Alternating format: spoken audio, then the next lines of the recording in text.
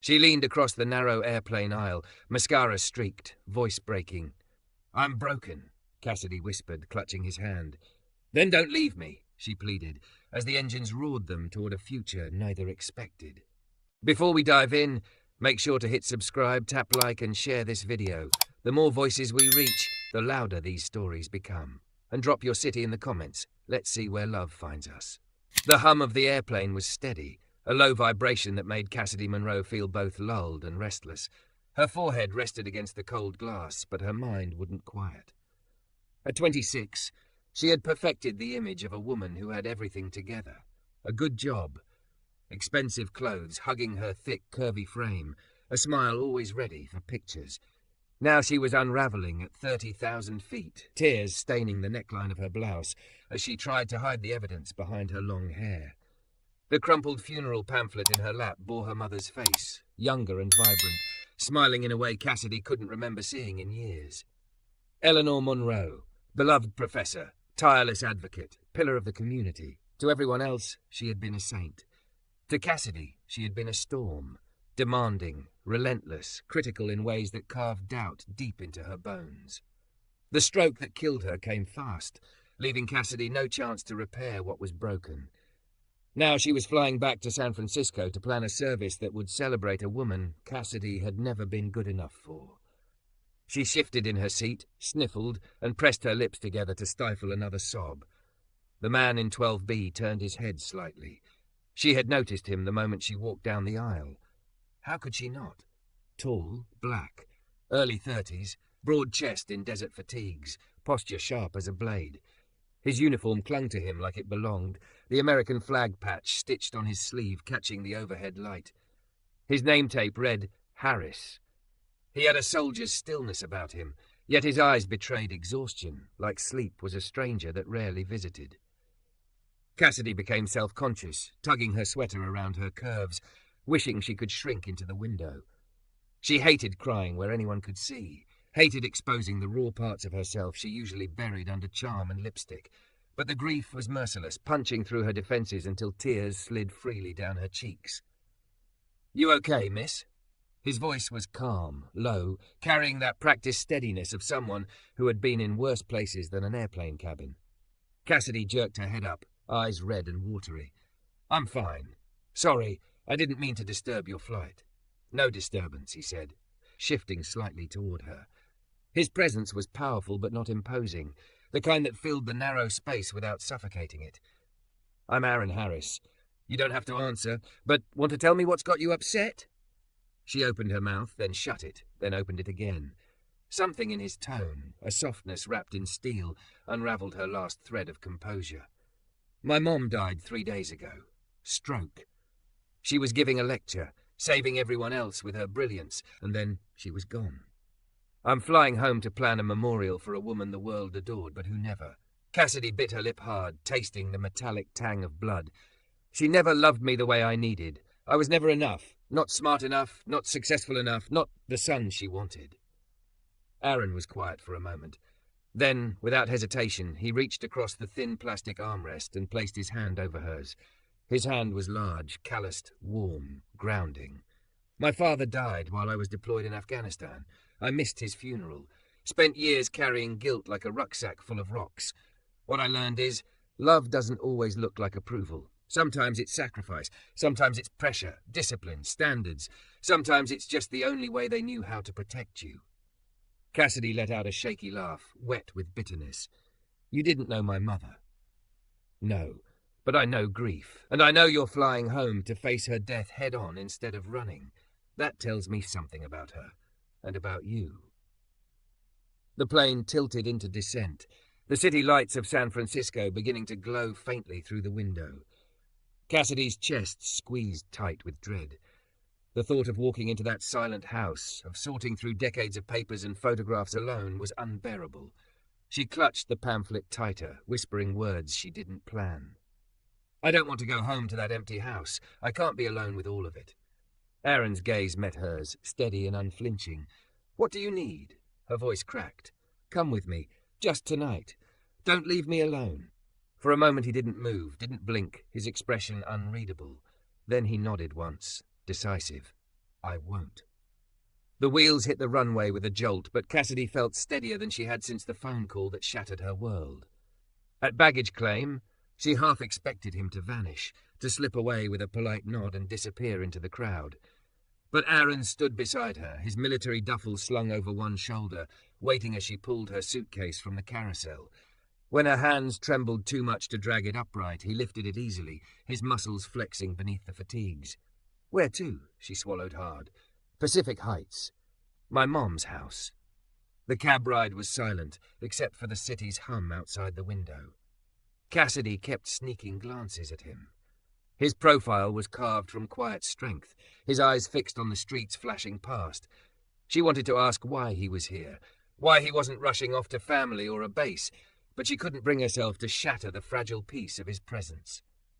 When the car pulled up in front of the sprawling house, Cassidy's throat closed.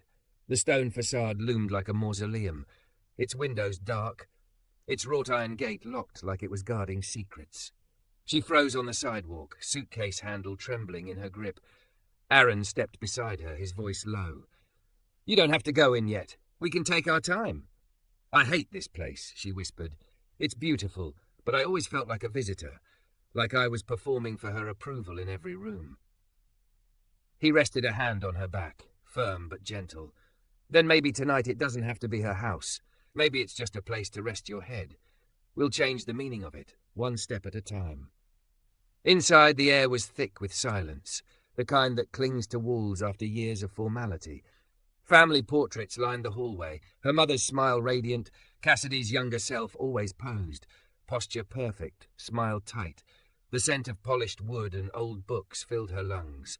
Cassidy dropped her suitcase with a thud. This house was never home, just a museum of what she wanted me to be. Aaron studied a photo on the wall. Cassidy at 12, hair brushed back too severely, standing next to her mother at a charity gala. Her mother's hand rested on her shoulder, and for the first time Cassidy saw something she'd missed, a softness in her mother's eyes, pride unspoken. "You sure about that?" he asked gently, pointing at the photo. "Looks to me like she was proud. Maybe she just didn't know how to say it." Cassidy's breath hitched. For a moment she saw it too. Then the tears came fast, unstoppable, hot on her cheeks. She turned, burying her face in Aaron's chest. His arms wrapped around her without hesitation, solid and protective, holding her as if he'd been waiting his whole life for this exact moment. "I'm broken," she whispered into his uniform. "I don't know how to fix this. I don't know how to fix me." His chin rested lightly on her hair. "Then don't fix it tonight. Just breathe. I've got you. You're not alone." For the first time in days she believed it. The next morning sunlight spilled through the wide bay windows, bright and merciless. Cassidy Monroe blinked awake on the leather sofa in the living room, her thick frame curled under a cashmere throw she had pulled from the back of a chair. For a few disoriented seconds she thought she was alone, that the plea she whispered on the airplane, "Don't leave me," had been too fragile to survive daylight. But then she heard the clink of dishes in the kitchen, the steady scrape of a chair being pulled across tile. She sat up, smoothing her hair, her heart racing with both relief and embarrassment. Aaron Harris, still in fatigue, stood at the marble counter spooning scrambled eggs onto 2 plates. The sight was so ordinary, so homey, that her throat tightened with something she couldn't name. "You cook?" she asked, her voice groggy. Aaron glanced up, expression wry. "I've spent years making meals out of MRE packets in places where stoves were a luxury. Eggs and toast are a step up." Cassidy laughed softly, though the sound wavered. "My mom would have had a chef prepare breakfast. Even mornings were supposed to be perfect here." Aaron carried the plates into the dining room and gestured for her to sit. She did, tugging the throw tighter around her curves, self-conscious in her rumpled clothes. He slid a plate toward her. Steam rose in gentle curls. The smell made her realize she hadn't eaten in almost 24 hours. "You need strength for what's ahead," he said simply. "Grief drains you faster than any battlefield I've been on." She picked up her fork, staring at him. "Why are you here? Really? You don't know me. You could have just walked away last night." Aaron held her gaze, his dark eyes steady. "I know what it feels like to face an empty house after losing someone. The silence eats you alive. Nobody should go through that alone, and you ask me to stay. Her chest tightened. She hadn't realized until then how desperate she had been for someone, anyone, to say yes. They ate quietly, the clatter of forks the only sound in the cavernous dining room. Cassidy studied him in the morning light. He had a soldier's bearing, broad shoulders squared even at rest, but there was something softer beneath it, a calm that steadied her. His hands, large and scarred, moved with surprising gentleness as he cut into his toast. When she couldn't stand the silence anymore, she asked, "Where were you flying from?" "Walter Reed," he said, setting his fork down. "Final medical clearance. Got banged up in an IED blast outside Kabul 8 months ago. Lost part of my hearing. They decided I'm better suited for research now than combat." He tapped his left ear lightly. "So I'm headed to the Presidio here in San Francisco, Military Medical Research Division." Cassidy blinked. "So you're staying? Here? In the city?" "For the next 3 years minimum." He offered a faint smile. "Only person I knew here was the cab driver who dropped me off at the airport. Now, maybe I know someone else." Her stomach flipped, a mix of fear and hope. She looked down at her eggs, suddenly unable to eat. "I don't even know who I am anymore," she admitted. "For 26 years I tried to be the woman my mother wanted. Perfect grades, perfect career, perfect everything. And none of it made her happy. Now she's gone and I'm left with nothing. Just this house that doesn't feel like mine." Aaron leaned forward, elbows on the table. "You're more than her expectations.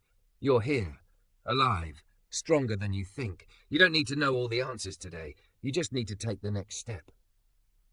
Tears pricked her eyes again, but they were different this time. Less like drowning, more like release. After breakfast, she forced herself into the study. Piles of folders, boxes of documents, neat rows of leather-bound journals lined the oak shelves. The air smelled like old paper and her mother's favourite lavender polish. Cassidy's knees weakened. Aaron appeared in the doorway, watching quietly. "You don't have to do it alone," he said. She nodded, and together they opened the first box. Inside were dozens of cards Cassidy had made as a child, preserved in plastic sleeves, crayon drawings of dogs and cats with speech bubbles saying, "Cassidy loves you." Scribbled notes declaring "best mom ever" in shaky handwriting. She gasped, running her fingers over the faded colours. "She kept them," she whispered. "All of them." Aaron touched one sleeve carefully. "Looks to me like she treasured every piece." Cassidy sat hard in the leather chair, her body trembling. She had convinced herself her mother never valued her. Yet here were the artifacts of a different story. Beneath the drawings were newspaper clippings of her college achievements, printouts of marketing awards, even an email from her first boss praising her creativity. Why didn't she tell me she was proud? Cassidy's voice cracked. Aaron crouched beside her. Some people don't know how to speak the words, so they keep proof instead. Maybe this was her way of remembering. Her chest ached with something fierce and unfamiliar, the possibility that she had been wrong. As they dug deeper, Cassidy's hand froze on a sealed envelope marked in bold letters. "For Cassidy, if anything happens to me." Her heart thundered. She tore it open with trembling fingers. The letter inside was written in her mother's neat handwriting. "My dearest daughter, if you're reading this, it means I'm gone, and you are angry with me. You have every right to be. I was a better teacher than I was a mother. I set impossible standards because I was afraid. Afraid of raising a daughter without her father, afraid of losing you to mediocrity, afraid of failing you in ways I couldn't fix. I should have celebrated you instead of critiquing you. I should have told you every day that you were more than enough. Everything I admired in my students, I saw in you, but I hid it behind pressure because that was the only language I knew. Please, Cassidy, choose happiness over perfection. Choose love over approval. Choose the life that makes you smile the way you did when you rescued stray animals as a girl. All my love, always, Mom." The paper blurred as Cassidy's sobs shook her entire body. She dropped the letter, covering her face with her hands. Aaron knelt and wrapped his arms around her, letting her cry against him. His chest was solid, his embrace unyielding. "She loved you," he murmured. "She just didn't know how to show it." Cassidy clung to him, broken open in a way that felt strangely healing. "I thought I was never enough." "You've always been enough," Aaron said firmly. "You just needed someone to remind you." Minutes passed in silence, broken only by her uneven breaths. When she finally lifted her head, Her eyes were swollen but clearer than they'd been in days. "I don't know what to do with all this," she whispered. "One step at a time," Aaron replied. "Grieve. Remember. Decide who you want to be now, not who she wanted you to be. And when you're ready, build a life around that." Cassidy looked at him, this stranger who had become her anchor in less than 24 hours. Her heart ached with something new, something fragile but undeniable. "Promise me you won't leave," she said, her voice barely audible. Aaron's hand squeezed hers, strong and certain. "I'm not going anywhere." For the first time, Cassidy believed she wasn't alone. Cassidy Monroe stood in the kitchen late that evening, staring at the granite countertop covered in neatly labelled folders she had pulled from her mother's safe. The house was silent, except for the faint hum of the refrigerator, but Aaron Harris's presence filled the space like a steady drumbeat. He leaned against the doorway, sleeves rolled up, his dark eyes watchful. She knew he was giving her room to breathe, but she couldn't ignore the way his gaze seemed to anchor her to the floor when everything else felt like it might collapse. In her hands, she held another folder, heavier than the rest. The words "adoption application" were typed across the cover in bold. Her stomach lurched as she opened it. Inside were forms dated more than a decade ago. Page after page documented her mother's attempts to adopt children from the foster system. Financial records, home inspections, letters of recommendation, all rejected. Single parent, demanding work schedule, concerns about available attention. Cassidy's throat closed. "She wanted to adopt," she whispered, her voice thin. "I never knew." Aaron stepped forward, taking the folder gently from her hands. He scanned the documents, his brow furrowing. "She was trying," he said quietly. "They wouldn't let her." Cassidy sank into a chair, her curves slumping against the polished wood as though gravity had doubled. "I thought she didn't want anyone else in her life, not even me. But this..." She pressed her palms to her eyes. She was trying to love more, and she was told she couldn't. Aaron pulled out another set of papers tucked behind the rejections. "Golden Gate Children's Clinic," he read. It was a full proposal for a free medical centre dedicated to foster kids. There were budgets, diagrams, handwritten notes in the margins. His finger paused on one. "Cassidy would be perfect to handle marketing and outreach. Must ask her to partner with me." Her breath caught. She wanted me to help?" "That's what it says." Cassidy's tears fell freely now, dripping onto the table. She remembered nights as a teenager when she begged to volunteer at animal shelters, only to be told her future was too important to waste. All this time she thought her mother had dismissed her compassion. But here, in her mother's tight, deliberate handwriting, was proof she had seen it all along. Aaron crouched beside her, his voice low and grounding. "You thought she ignored your dreams, but she kept them. She believed in them. Maybe she just didn't know how to tell you." Cassidy's chest ached with a pain that was strangely softer than before. "She never said any of this. She died before she could." Aaron's hand covered hers, warm and sure. Sometimes the words don't get spoken, but that doesn't mean they weren't felt. They sat like that for a long while, surrounded by evidence of a woman Cassidy was only beginning to know. The weight of years pressed against her shoulders, yet she felt lighter than she had the day before. When the clock struck midnight, Aaron finally stood and stretched, his body unfolding like a coiled spring. "You should get some sleep," he said. She shook her head. "Sleep means waking up and remembering she's gone all over again." His gaze softened. "Then let's stay awake a little longer." They ended up in the living room, surrounded by piles of photo albums. Cassidy curled into the corner of the couch, the blanket draped over her, while Aaron leafed through old snapshots. He pointed out one where she was missing her front teeth, grinning next to a scruffy rescue dog. "Cute," he said with a small smile. Cassidy groaned. "That was Daisy. She followed me home from school one day, and I begged to keep her. Mom let me, but she made me sign a contract promising to walk her and feed her. I thought it was ridiculous." "Sounds like responsibility training," Aaron chuckled. "Sounds like control," Cassidy muttered. But her voice softened. "Still, I loved Daisy. She was the only thing in this house that felt like mine." Aaron set the album down, his expression turning serious. "Cassidy, you're strong, stronger than you realize. I've seen soldiers break under less than what you're carrying." She looked at him, searching his face for insincerity, but found none. His words wrapped around her like armor she hadn't known she needed. "You don't even know me," she whispered. "I know enough," he said simply. The silence that followed wasn't heavy. It was charged, intimate, filled with things neither dared say. Cassidy's heart thudded louder than the ticking clock. Finally she broke it. "Aaron, why did you sit next to me? Out of all the people on that plane, why me?" He leaned back, considering. Maybe fate, maybe just luck. But the truth? I saw a woman who looked like she was about to shatter, and I couldn't walk past that. Not anymore, not after everything I've seen. Cassidy's chest tightened. "I told you I was broken." He shook his head. "You're not broken. You're bent from carrying too much. There's a difference." Her throat closed, emotion clawing its way up. "Promise me again. Promise you won't leave." Aaron's jaw flexed, his gaze unwavering. "I don't make promises lightly. But this one? I'll keep it. I'm not leaving." The words settled into her bones, filling a void she hadn't realized could be filled.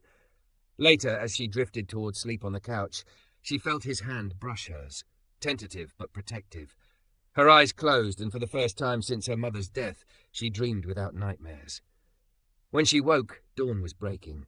Aaron was still there, sitting upright in the armchair, his head tilted back, eyes closed, but his presence alert even in rest. Cassidy watched him in the quiet morning light. Something stirred in her chest, gratitude, longing, fear, hope, all tangled together. She rose silently and stepped into the kitchen, the letter from her mother still clutched in her hand. She reread the lines that had gutted her the night before. Choose happiness over perfection. Choose love over approval. Cassidy pressed the page to her chest, tears sliding down her cheeks. For the first time, she whispered into the empty room, "I'll try, Mom," and she knew she wouldn't be trying alone. Cassidy Monroe stood in the foyer the next afternoon, the weight of expectation pressing down on her as firmly as the chandelier that glittered overhead. The funeral director, a precise woman in a charcoal suit named Patricia Delgado, laid out options with clinical efficiency: flowers, hymns, the order of service.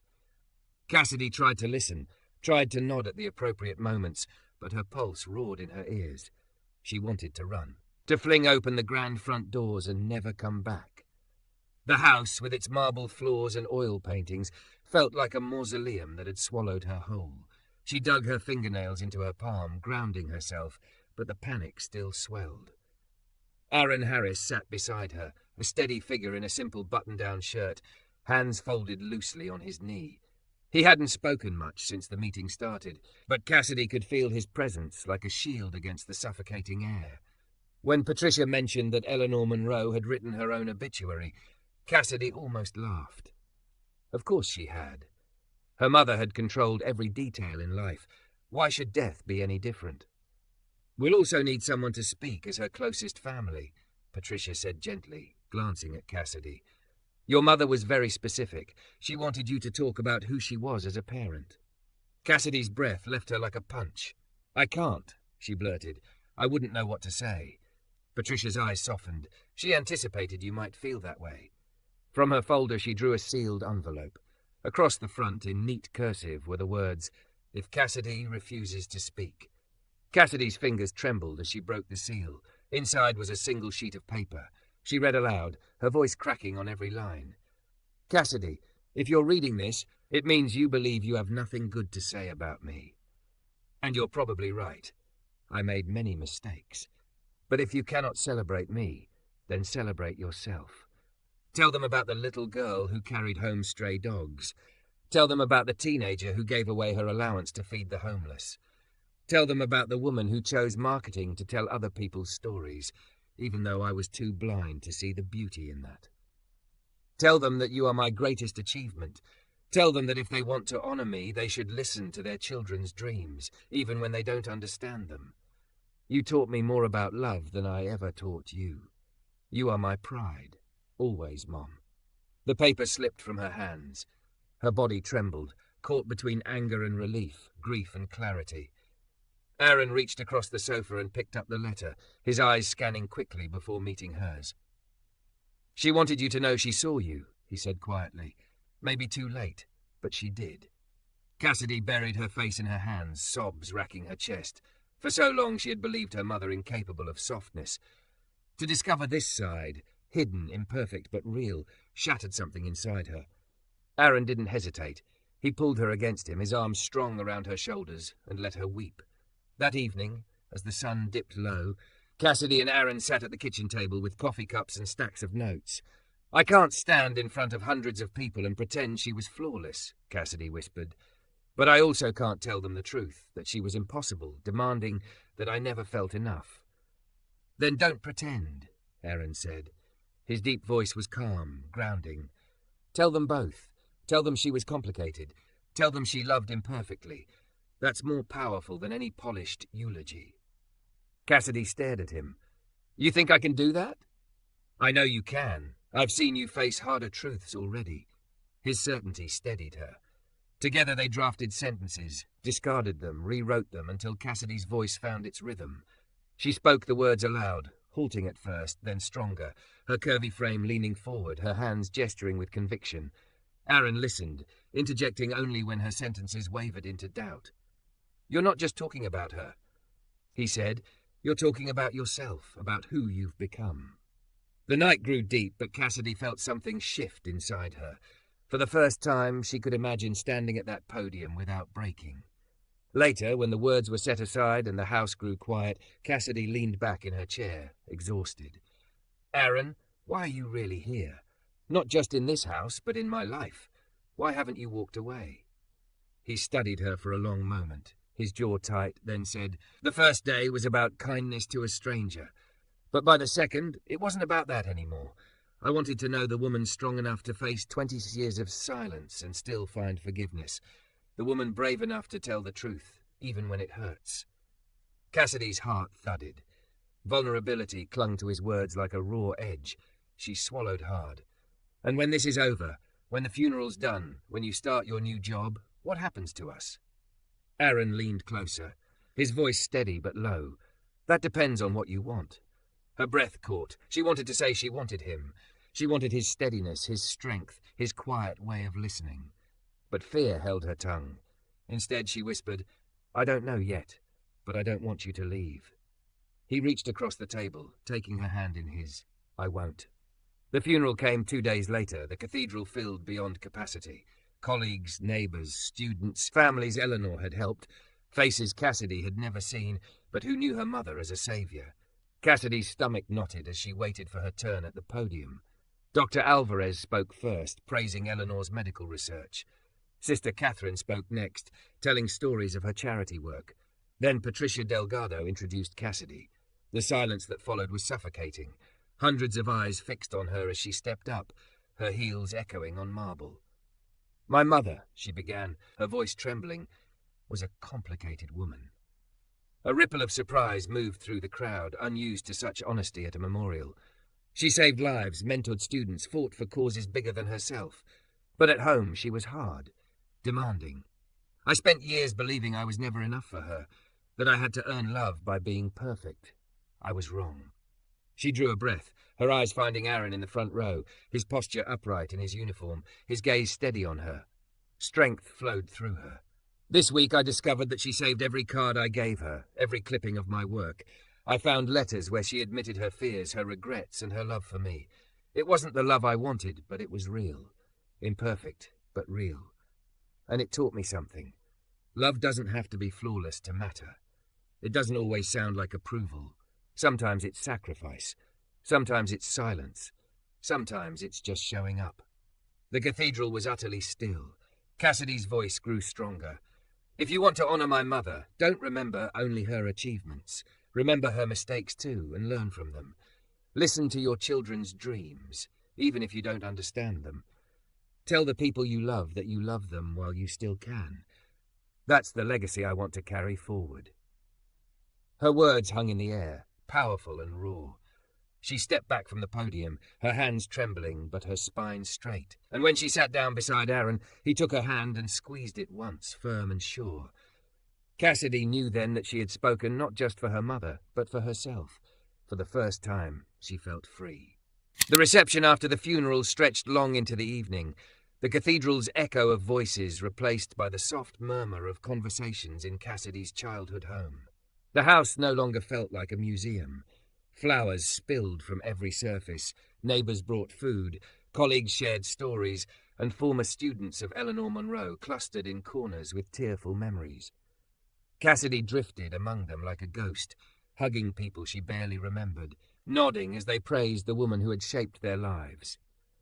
Each time the praise burned, she reminded herself of her mother's letters, of the truth hidden in those files. Complicated love, imperfect but real. Aaron was never far. He spoke little, but his presence shadowed her through every room, a quiet protector against the flood of sympathy. When the last guests left and silence returned, Cassidy stood at the base of the sweeping staircase, heels in her hand, exhaustion heavy in her bones. Aaron was gathering empty glasses in the dining room, the sleeves of his shirt rolled up, his forearms taut as he moved with quiet efficiency. She watched him for a moment, her chest tight. "Thank you," she whispered when he returned with the last tray. "For what?"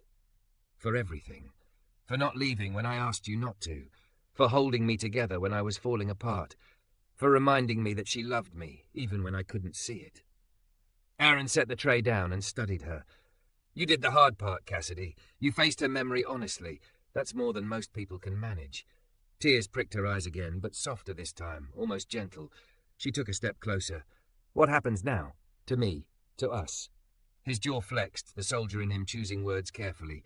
"I report for duty at the Presidio next week. Research division. New life, new routine." His gaze softened. "But I want you in it, if you want me." Cassidy's throat tightened. She remembered how she had whispered to him on the plane. "I'm broken. Don't leave me." Somehow he hadn't. Somehow he had stayed. "I don't want this to just be grief," she admitted.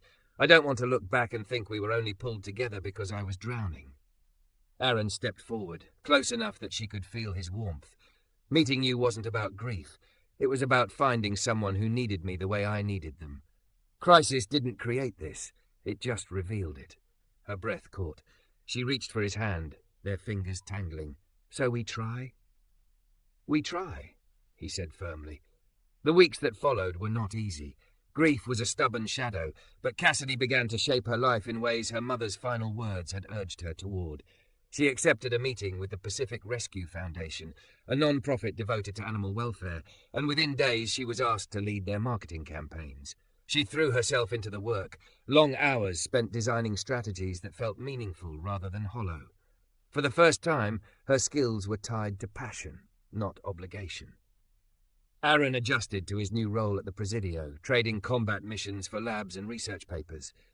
He admitted the transition felt strange. Less sweat, more science, he joked. But Cassidy saw the spark in his eyes when he explained protocols that could save soldiers' lives. His scars, both physical and invisible, were still there, but in the quiet of their evenings together, she watched the tension in his shoulders ease. They moved carefully, deliberately. Dinner dates, walks along Crissy Field with the Golden Gate Bridge blazing in the distance. Long conversations about the past they had survived and the futures they wanted to build. Cassidy learned Aaron carried guilt for lives he couldn't save overseas. Aaron learned Cassidy carried guilt for never living up to her mother's vision. Together, they dismantled the walls piece by piece.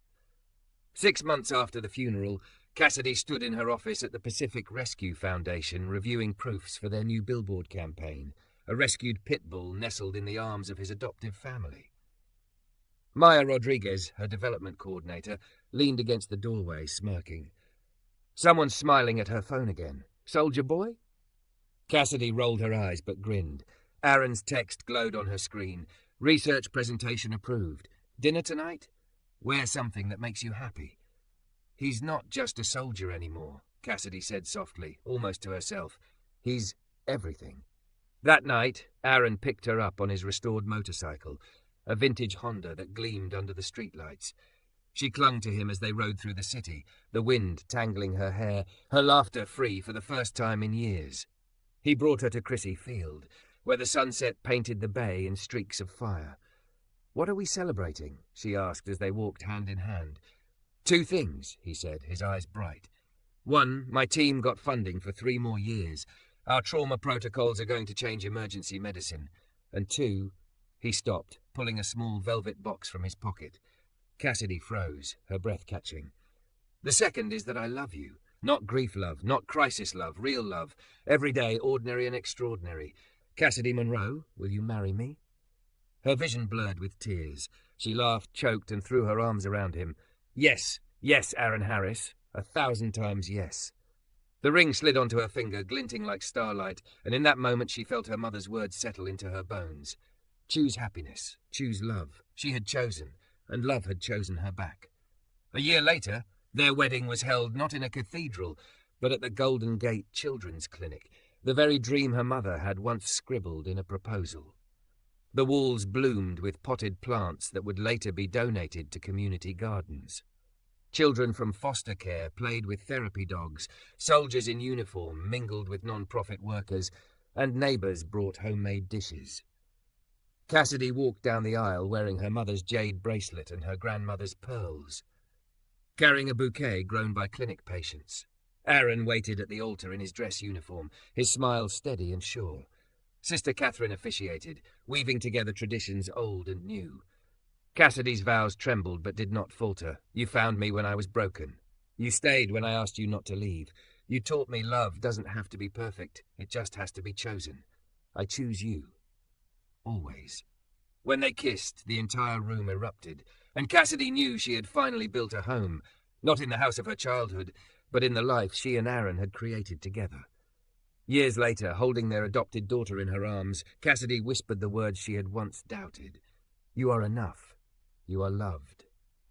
Aaron's arm wrapped around her, steady as ever, and Cassidy Monroe, now Cassidy Harris, knew she was exactly where she belonged. The airplane stranger she once begged not to leave had become her forever. And in his arms, broken things had not just been mended, they had been remade.